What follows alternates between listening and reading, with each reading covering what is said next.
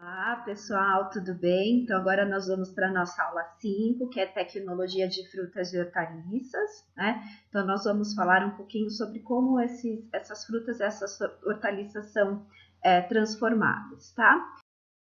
Primeiro, o que precisa ser levado em consideração? Por se tratar de frutas e hortaliças, eles são vegetais, eles são organismos vivos, né? Então, por que se aplica aí a tecnologia? Principalmente, vou pegar aqui, né? Principalmente para poder paralisar ou retardar um processo vivo, né? E é esse processo vivo que vai fazer a deterioração do vegetal. Então, a aplicação da tecnologia é para que haja a paralisação ou para que haja o retardo, né, desse processo que o próprio vegetal leva, tá? Que o próprio vegetal ele mesmo se faz, né? Ele que mesmo se degenera. Bom, como aí, dentre os métodos que nós temos, primeiro método é a apertização, né? Então, no método de apertização, nós já falamos um pouquinho na aula de tecnologia, de conservação pelo controle de temperatura, falamos um pouquinho a respeito. Se alguém tiver dúvida, conversa lá comigo, eu vou estar disponível para vocês, né, por e-mail. Bom, e aí a gente tem a geleia como outro produto dentro da tecnologia de frutas. A geleia eu falo que é uma alquimia, porque ela parte do suco de frutas, de um purê, e ela fica com aquela característica bem mais grossa, né? Fica com uma característica gelatinosa, e tudo é em função, né, desse equilíbrio existente entre ácidos, né, que pode ser da própria fruta ou se acrescenta o ácido no final, da pectina da própria fruta ou também se acrescenta no final, do açúcar e da água, né, como produtos importantes para a produção da geleia. Então vamos lá entender como é que a geleia fica com essa consistência mais gelatinosa, né?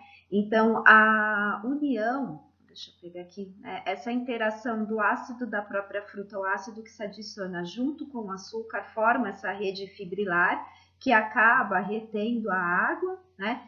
E aí esses ácidos vão enrijecendo essas fibras e que vão gerando essa formação desse gel mais duro, né? E é importante lembrar que o pH ótimo é de 3,1 a 3,4, então às vezes há necessidade de se acertar o ácido no final da preparação, bom? Então ela serve para ilustrar o como é importante para gerar a característica da geleia, né? Então, para que dê a uniformidade da estrutura, a gente tem uma quantidade exata de pectina. Então, a gente adiciona de 0,5, 1 ou 1,5% da quantidade de fruta, né? Então, eu preciso saber quanto de pectina que tem minha fruta para saber quanto eu vou adicionar. Então, existem frutas que têm menor teor de pectina, frutas que têm o maior teor de pectina. Então, por exemplo, maçã, goiaba tem maior teor de pectina e frutas que têm menos. Por exemplo, o próprio morango, que é o que vocês vão fazer em aula, tem o menor teor, então se adiciona um pouquinho mais de pectina para gerar a uniformidade da estrutura.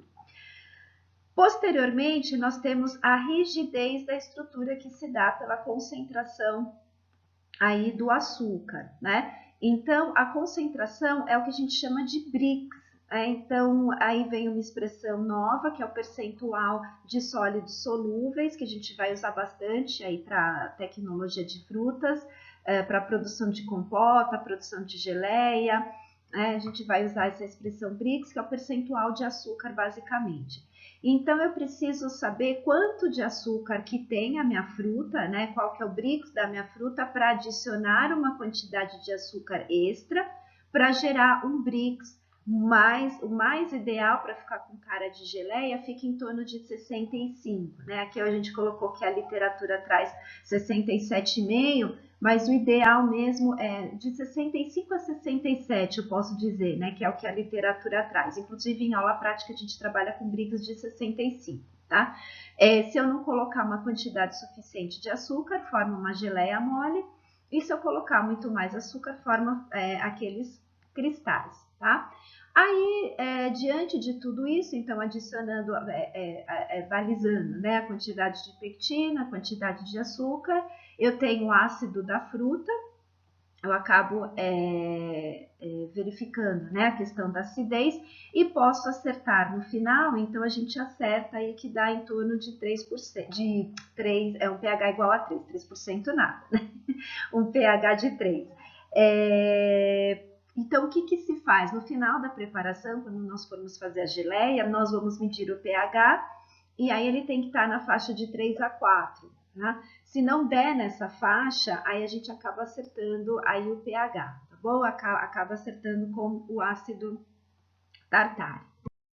Bom, o doce em massa nada mais é do que um alimento cortante, né? O doce que você consegue cortar com faca. Então a gente tem aí bananada, a gente tem a goiabada, que se adiciona uma quantidade maior de açúcar. Então o Brix fica em torno de 70 a 75, então por isso que ele fica mais enrijecido. Existem algumas indústrias que podem adicionar até a pectina para poder acabar colocando menos fruta para acabar compensando, então isso pode ser usado na indústria, na pectina, e alguns que podem ajustar o pH justamente para acontecer aí o enrijecimento desse doce, tá? E claro que eu posso ter o doce que é em corte ou em pasta, né? Ou aquele mais cremoso, tá? Isso tudo vai depender mesmo da quantidade de açúcar e posso até adicionar pectina e o próprio pH que vai dar toda essa característica para a diferenciação entre o doce de corte e o doce mais. E aí nós temos a fruta em calda, né? Essa fruta em calda pode ser tanto as frutas, né, que nós chamamos de calda, a própria compota. O que vai diferenciar um pouquinho entre elas é o grau Brix final. Então a gente tem a fruta em calda um grau Brix de 35, 45 e a da compota em torno de 25. Então a quantidade de açúcar da compota é menor, né? Bom, aí como é que faz o procedimento? Então, primeiro se tem o recebimento da fruta, a limpeza, a seleção, o descascamento. Algumas frutas podem sofrer o branqueamento, como vocês já fizeram na prática, o branqueamento para fazer a conserva, né? Para não alterar sua coloração. Então, o pêssego é um exemplo disso. Aí se faz o acondicionamento, então se coloca dentro da lata, do vidro, a adição de xarope na proporção para se dar aí o grau Brix final, então eu preciso saber o Brix da fruta para acabar acrescentando a quantidade de açúcar e água. Normalmente é um xarope, normalmente, né, não, é um xarope aquecido a 85 graus. Se adiciona esse xarope à lata ou ao vidro, faz a recravação e depois vai para a autoclave, né? Onde é feito o tratamento térmico e depois se faz o resfriamento e aí é comercializado, tá bom? É o mesmo procedimento que a gente comentou da apertização, né? Então é o mesmo procedimento, só tem acho que só esse branqueamento que eu acabei não comentando, que é específico para algumas frutas que acabam aí valendo a pena para não mudar a coloração e etc. Tá bom? Temos também a polpa de fruta, que é obtida aí pelo esmagamento das frutas, né, das partes comestíveis dessas frutas. Então, se faz o descascamento, se faz a retirada dos seus caroços e aí se faz a prensagem para que fique com uma cara de polpa, né? Essa polpa, nós normalmente encontramos ela na forma congelada, né, 100% polpa, mas a gente tem um tratamento térmico, que são aquelas polpas que parecem mais que a fruta sofreu um cozimento, né? Então, realmente, ela sofre um certo pré-cozimento e aí ela é envasada, né? Envasada quente e aí pasteurizada e ela fica com essa cara mais, parece mais aquecida, né? Parece que ela sofreu um pré-cozimento, é diferente das outras polpas que a gente compra aí congelada. Nós temos o purê, também deixei para vocês um vídeo sobre o purê de frutas, principalmente aqueles de criança, né? Que são os purezinhos, que são legais. Então, esse purê, você tem um esmagamento da fruta, adição até de água, né?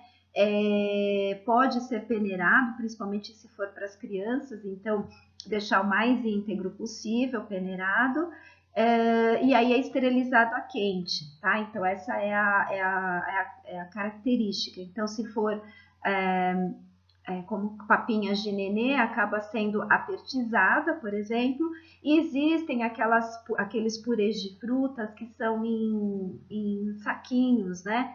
que você consome, você abre a tampa e você já consome na hora. Então, existem algumas empresas que fabricam esse tipo de purê, que aí eles sofrem aí a pasteurização previamente. E existem algumas empresas, né, que acabam colocando ácido para poder aí acertar pH, mas, por exemplo, papinhas de nenê não se acerta, tá bom?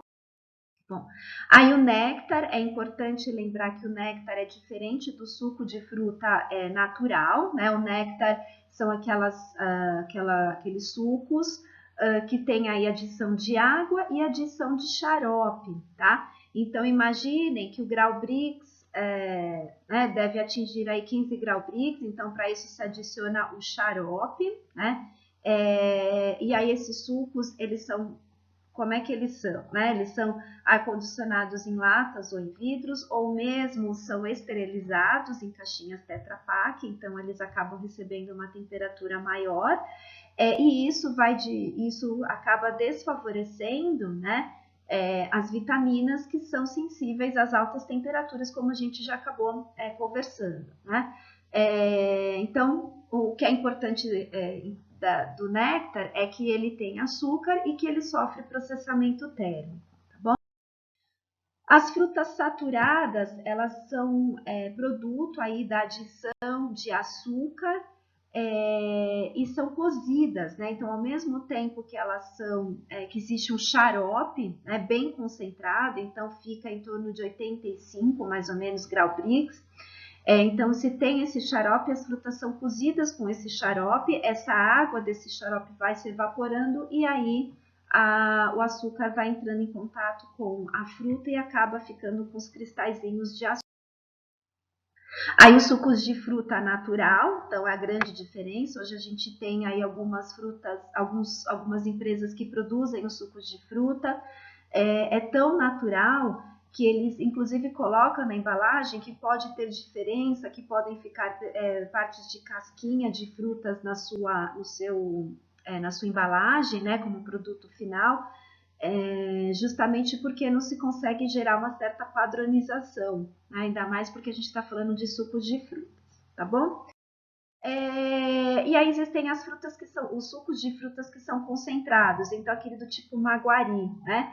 Esses sucos de frutas concentrados, eles podem receber açúcar no seu início, né? Então eles recebem esse açúcar e aí sofre o processo de concentração, que é aquele segundo método, tá? Pode ser adicionado, e aí vai, na verdade, segundo método, né, que vai evaporando a água e vai ficando um suco mais concentrado. E podem ser adicionados alguns tipos de ácidos, né, como eu coloquei aqui, para dar aquele saborzinho mais característico de fruta, né, para poder dar aquela padronização do suco. Aí outros fatores que a gente tem, né? Então a gente pode adicionar alguns antissépticos na sua embalagem, que aí são aditivos adicionados, o congelamento, como eu falei, da polpa, a desidratação, que é aquela parte de spray dryer, de apertização, então coloquei aqui um exemplo, né? As frutas que são, não frutas desidratadas, mas o suco desidratado, que sofreu o processo de spray dryer. E aí ele tem pouquíssima quantidade mesmo de fruta, né? Aí nós temos aí alguns sucos que são pasteurizados. Se eles são pasteurizados, a temperatura chega a no máximo 72 graus, então eles devem ser refrigerados. E aí eu não sei se eu conversei com todas as turmas, mas nós temos a pasteurização a frio. Essa pasteurização a frio, ela é feita, não se é feita justamente com sucos e como é que eu posso dizer, não tem uma temperatura aplicada, né?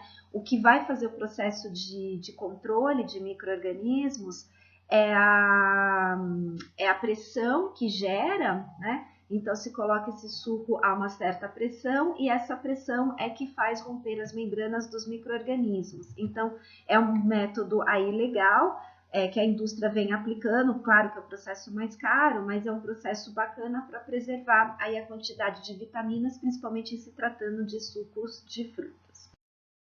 Bom, Aí nós temos aquelas que são desidratadas, a gente já comentou um pouco, e também as liofilizadas, que nós comentamos aí também anteriormente na aula de conservação pelo controle da umidade, tá bom? Bom, agora, o que nós temos que falar sobre o uso da baixa temperatura para conservar, né, esses alimentos. Então, a baixa temperatura, ela é importante porque ela vai fazer com que haja a interrupção desse processo natural dos próprios vegetais, da própria degradação que os vegetais têm, né? Então, adicionando, colocando esses alimentos a uma temperatura mais baixa, vai ser importante, né? Acaba sendo importante para evitar a sua degeneração. Que mais? Deve ser aplicado próximo à colheita, porque ele não vai se degradando, então já se aplica após a colheita. E assim, vai variar de acordo com o alimento, né? Então, cada espécie apresenta um limite de armazenamento, então vai depender e também dos seus processamentos. Bom, aí a gente tem outros processos de conservação, então a gente tem o processo de fermentação, que nós acabamos de falar, né, na aula de fermentação. Aí eu queria falar para vocês sobre os produtos que são minimamente processados. Os alimentos minimamente processados, eles vêm entrando com grande força no mercado, justamente porque eles já sofreram processos que acaba minimizando o tempo que a gente dedica, né, para fazer a sanitização, para que a gente possa fazer descascamento, corte, enfim, né? Então eles vêm ganhando aí espaço no mercado porque alivia um tempo que a gente exerceria aí para fazer esse pré-processamento desses. Sobre os alimentos minimamente processados, o que a gente precisa levar em consideração? Que eu preciso ter uma matéria-prima de boa qualidade, eu preciso ter práticas higiênicas adequadas para se fazer esse produto, afinal a sanitização é feita previamente, né? Cuidados ao descascar e cortar o alimento, a importância de se usar embalagens adequadas, né? Já vou apresentar para vocês algumas embalagens, e pode haver o controle de temperatura, pode não, né? Tem que haver um controle de temperatura e umidade justamente porque eles já foram processados, né? Então eles já foram cortados, descascados, então precisa ser colocado em baixas temperaturas, justamente para poder aí aumentar o seu prazo de conservação. Com relação a esses alimentos que são minimamente processados, né, existem aqui algumas vantagens. Então, agrega valor ao produto, reduz perdas pós-colheita e gera uma certa praticidade, disponibilidade e comercialização pelos supermercados, como eu falei para vocês, estão ganhando espaço, né, evita aí desperdício, minimiza a manipulação, tem uma alta qualidade sanitária e mantém as suas características organolépticas desde que seja aí armazenado de maneira adequada, né? E também não se tem perdas nutricionais porque você faz um pré-processamento, você só simplesmente descasca, corta, lava, sanitiza e depois embala, né? E já coloca aí armazena e coloca para comercializar. Então não se tem perda. Com relação às desvantagens, aí a gente pode citar, né, que não existe uma legislação sanitária que define como que deve ser feito, qual é o tipo de cloro, qual é o tipo de diluição que deve ser feita, né? Então não existe uma padronização. Então podem existir empresas que não façam adequadamente porque não fazem, né, perdão, adequadamente porque não existe essa legislação que previamente já define como é que deve ser feito, né? Ainda existem algumas empresas que não têm o conhecimento total sobre determinado tipo de alimento, então como é que ele pode se alterar? É um produto que tem uma curta vida, né? Então, mesmo refrigerado, ele vai durar no máximo 7 dias, não mais do que isso. Eu coloquei de 3 a 4 dias, mas no máximo 7, né? Não existem muitas pesquisas que falam dos seus benefícios e grande variação de preços no mercado. Então, porque a gente pode encontrar alimentos que já têm essa característica, né? alimentos que já são cortadinhos ou simplesmente descascados sem a semente. Então, a gente tem uma variedade de formas como se encontra e isso vai embutir aí no seu preço. Bom, quais são os grandes problemas, né, em relação às desvantagens? Que os fornecedores eles podem não ser totalmente capacitados, não existe uma embalagem que seja adequada ou não se coloca uma embalagem adequada, existem alimentos que sofrem aí, escurecimento enzimático, podem produzir compostos fenólicos e alterar suas características sensoriais e podem promover aí injúrias dos alimentos, né? E aí, aqui são alguns exemplos que nós temos de alimentos que são pré-processados, então minimamente processados, então dê uma olhadinha nos tipos de embalagem. A embalagem ela é extremamente importante para avaliar a qualidade, né? Para se gerar uma qualidade desses alimentos. E aí a gente tem uma variedade, né, de embalagens. Aí aqui só para a gente finalizar as etapas, né? Então, você tem a colheita, o transporte, recepção, lavagem, a sanitização, descasque e corte, enxágue, drenagem, a embalagem, armazenamento e distribuição.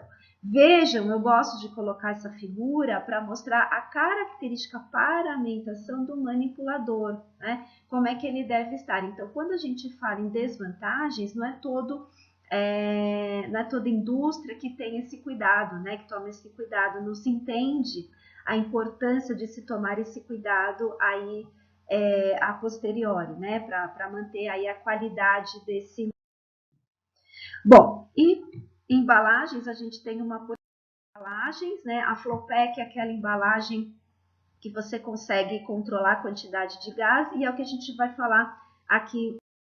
Então, é que gera aí a diferença, né, entre a atmosfera controlada e a atmosfera modificada. A Flowpack, que eu acabei de falar, ela funciona em atmosfera modificada, que eu já vou falar para vocês, tá? Qual que é a diferença, então, quando a gente fala em atmosfera controlada? A atmosfera controlada, o ambiente é um espaço, né? É um local onde você tem um controle de umidade e de temperatura, justamente para ajudar no processo de armazenagem de frutas e de legumes, mas para que você prolongue o tempo de vida desses vegetais. Então, bastante típico acontecer com as bananas. Então, a banana, quando você tira do pé, ela amadurece muito rápido, né? Então, o que os produtores fazem? Colocam essa banana em atmosfera controlada. Se tem aí o controle da umidade, se tem o controle da temperatura, a quantidade de gás, né? A quantidade de gás ela é muito próxima à quantidade de gás que nós temos aí no nosso ar, não dá para a gente mudar muito, mas o fato de estar armazenado nessa atmosfera controlada permite com que a fruta ou vegetal amadureça, né, aos poucos, né? Assim, vai sendo controlado o amadurecimento, que é diferente quando nós chamamos de atmosfera modificada.